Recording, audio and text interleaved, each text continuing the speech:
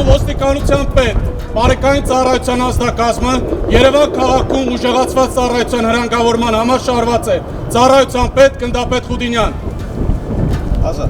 Ազատ։ Պարբերաբար իրականացվող ուժեղացված ծառայությունները հասարակական կարգի պահպանության, հանցագործությունների եւ իրավախախտումների կանխման ու բացահայտման, ինչպես նաեւ ճանապարհային երթևեկության անվտանգության ապահովման առումով ունեն կարևոր նշանակություն։ Այս նպատակին ներմիտված նաեւ հունիսի 11-ին ներքին գործերի նախարարության ոստիկանության բարեկային ծառայության Երևանի ու մարզերի ստորաբաժանումների մայրաքաղաքում իրականացրած ուժեղացված ծառայությունը, որին մասնակցում էին նաեւ քրեական ոստիկանության ու համայնքային ոստիկանության ծառայողներ։ Բարեկներին ծառայությունից առաջ հրահանգավորել է ներքին գործերի նախարարության ոստիկանության պետ նախարարի տեղակալ Արամ Ղազարյանը, ընդգծելով ուժեղացված ծառայության կարևորությունն ու նպատակը։ Արամ Ղազարյանը բարեկներին կարգադրել է ծառայությունն իրականացնել օրենքով սահմանված կարգով եւ լիազորությունների շրջանակում, նշելով, որ բարեկների նկատմամբ հանրության վստահության բարձրացումը կարևոր է։